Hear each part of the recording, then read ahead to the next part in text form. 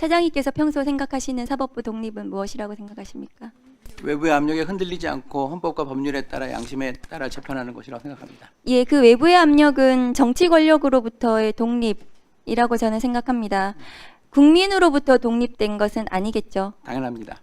그런데 대선을 한 달 앞두고 대법원이 정치에 개입하였다고 의심을 받는 판결이 내려졌습니다. 이 판결은 선거에 영향을 미칠 것이라고 보는데 어떻습니까, 차장님? 예, 판결에 대한 평가는 다양할 수 있을 것으로 봅니다. 네, 영향을 미칠 수도 있겠죠. 예, 뭐 거기까지는 제가 답변 드리기는 어렵습니다. 차장님 생각은 어떻습니까? 이 판결은 지금 대통령 후보로 나온 후보에 대한 판결이기 때문에 선거에 영향을 미칠 수 있겠죠. 뭐 유권자가 판단하는데 참고할 수 있는 사항은 될 것 같습니다. 예, 영향을 미칠 수 있습니다.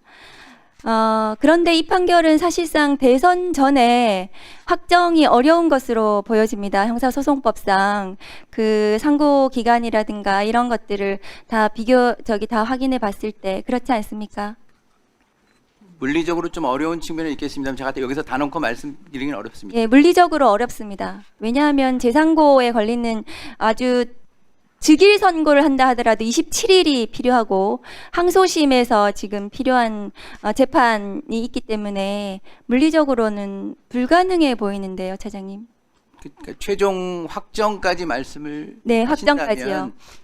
뭐 지금 파기환송심에서 어떤 속도로 재판을 할지는 현재로서는 알 수는 없는 상태고요.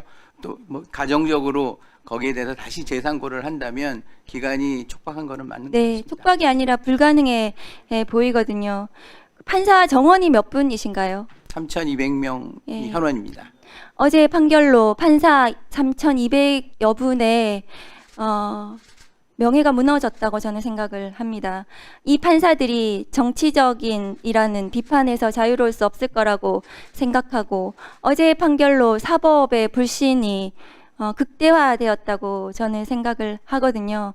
어제 조희대 대법원장께서 어제 판결문을 낭독하시면서 대통령 후보의 발언의 허위 사실의 판단은 국민의 인식을 기준으로 해야 된다 이렇게 말씀하시던데요.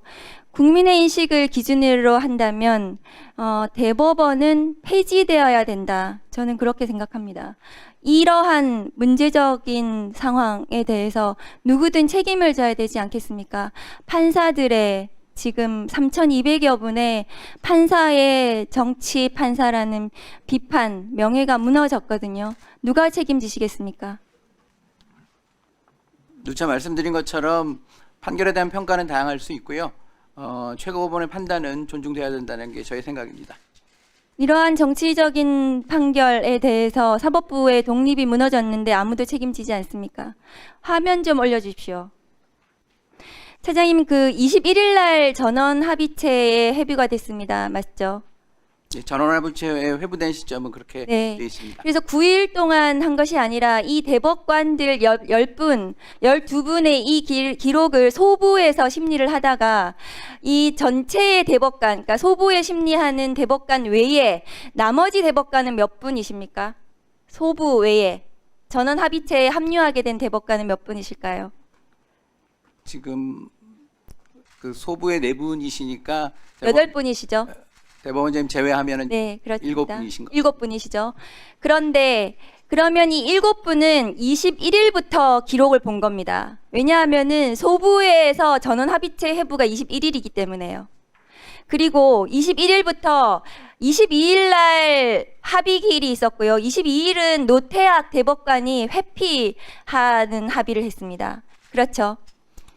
제가 대법관님들의 합의 과정은 알 수는 없습니다만 언론 지금 보도에는 그렇습니다. 판결문의 그 보충 의견에서 설치를 한 대법관님들의 의견 내용을 보게 되면 항소 이유서와 답변서 의견서가 접수되는 대로 지체 없이 제출 문서를 읽었다라고 되어 있는 것으로 봐서는 그와 같이 문서가 접수되는 대로 검토하지 않으셨나 이렇게 생각하고 있습니다. 글쎄요, 소부에서 심리하다가 전합으로 올라간 시간이 21일이고 22일은 합의, 노태학 대법관의 회피를 위한 합의를 했기 때문에 실제로 이 대법관들이 이 기록을 이 사건을 검토한 시간은 21일 이후부터 24일까지, 그러니까 24일 날 두 번째 합의에서 합의가 됐다는 거거든요. 그래서 이 판결이 나온 거 아니겠습니까? 그때 다수 의견이 합의가 형성이 됐기 때문에 이 선고가 났고, 그렇다면은 이 판결, 이 기록을, 이 6만 페이지, 7만 페이지를 본 시간은 제가 보기에는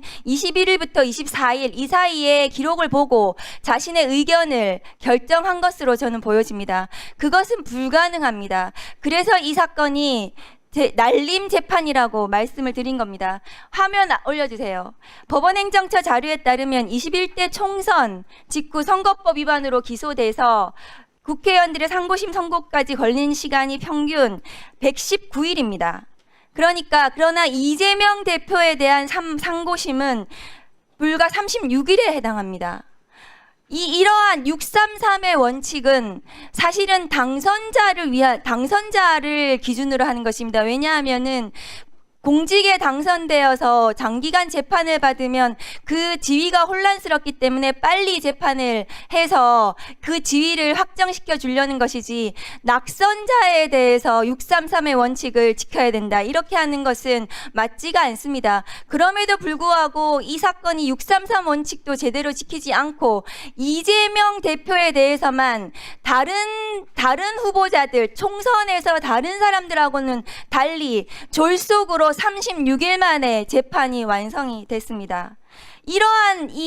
그리고 이 대통령 선거에서 당선된 대통령, 윤석열 대통령에 대해서는 형사소출을 할 수가 없는데도 그 상대방인 후보에 대해서만, 낙선자에 대해서만 633을 계속해서 고집했던 것은 윤석열 친구의 친구인 조희대 대법원장이 판사 3,200명을 이끌고 정치 네.